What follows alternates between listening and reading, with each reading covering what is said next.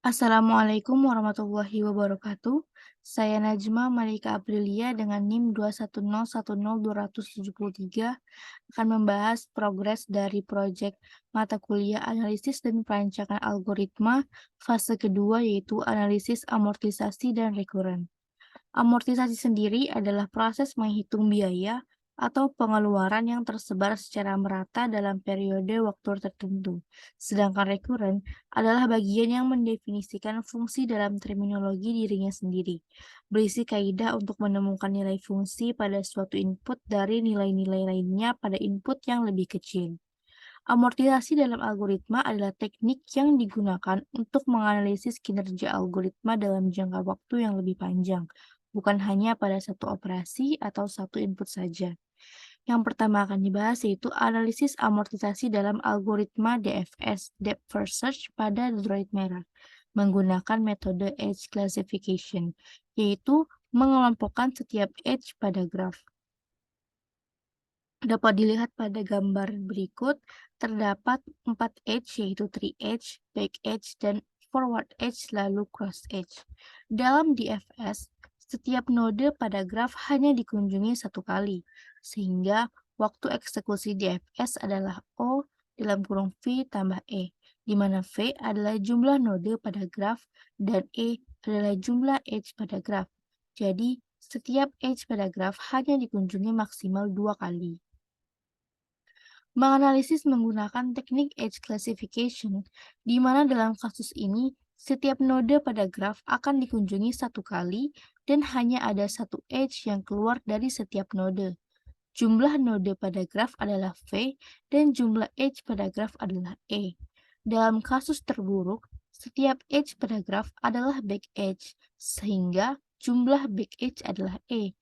Karena hanya ada satu edge yang keluar dari setiap node, maka jumlah tree edge pada graf adalah V kurang 1.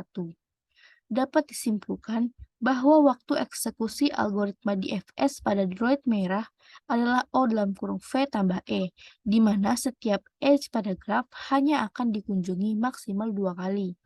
Dengan menggunakan teknik amortisasi, kita dapat mengetahui secara akurat biaya operasi sebenarnya pada algoritma DFS selama masa hidup graf tersebut, sehingga dapat membantu droid merah menemukan lokasi droid hijau dengan lebih efisien. Selanjutnya adalah analisis amortisasi algoritma vector field pada droid hijau. Yang pertama, membuat peta acak dalam bentuk matriks yang berisi informasi lokasi droid hijau, merah, dan beberapa petak yang masih polos. Maksud beberapa petak yang masih polos ini, petak yang betul-betul tidak ada tambahan hadiah di dalamnya. 2. Membuat medan vektor yang menunjukkan arah dan jarak terdekat menuju droid merah dari setiap petak pada peta acak. Medan vektor dapat dibuat dengan algoritma ASTAR. Ketiga, melakukan kalkulasi amortisasi dengan menghitung biaya total yang diperlukan untuk membuat vektor field tersebut.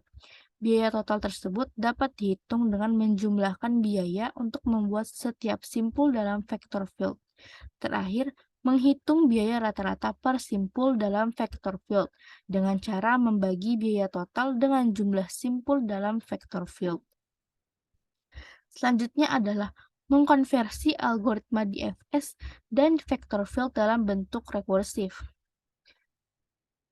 Ini adalah contoh pseudocode hasil dari mengkonversi algoritma DFS dan vector field.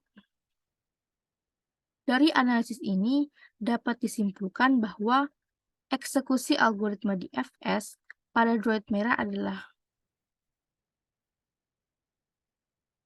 dari contoh pseudocode ini, algoritma DFS digabungkan dengan algoritma vector field dengan menggunakan fungsi calculate edge cost untuk menghitung biaya atau jarak antara dua node. Selain itu, pada setiap pemrosesan node, atribut visited dan cost pada setiap node diperbarui untuk mencatat apakah node tersebut sudah dikunjungi dan biaya untuk mencapai node tersebut dari node awal. Pada setiap pemanggilan rekursif, Algoritma vector field akan menghitung biaya minimum dari node saat ini ke node tujuan menggunakan pendekatan rekursif. Kemudian, biaya yang dihitung akan diakumulasikan dengan biaya dari node sebelumnya dan biaya edge yang dilalui pada pemrosesan saat ini. Dengan gabungan antara algoritma DFS dan vector field dalam bentuk rekursif, kita dapat mencari jalur dengan biaya minimum dari node awal ke node tujuan dengan efisien dan akurat. Dalam algoritma ini, setiap pemanggilan rekursif pada fungsi DFS with vector field menghitung biaya minimum dari node saat ini ke node tujuan menggunakan pendekatan rekursif. Biaya yang dihitung akan diakumulasikan dengan biaya dari node sebelumnya dan biaya edge yang dilalui pada pemrosesan saat ini. Sehingga pada setiap panggilan fungsi DFS with vector field, kita melakukan pemanggilan rekursif sebanyak jumlah tangga yang belum dikunjungi dari node saat ini.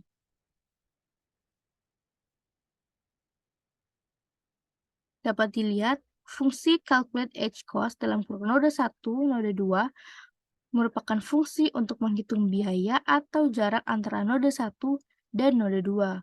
Return distance node 1 dan node 2 bisa menggunakan distance formula atau algoritma vector field yang lainnya. Ini mencari inisialisasi node awal, dari mulai start node cost 0 sampai start node visited true.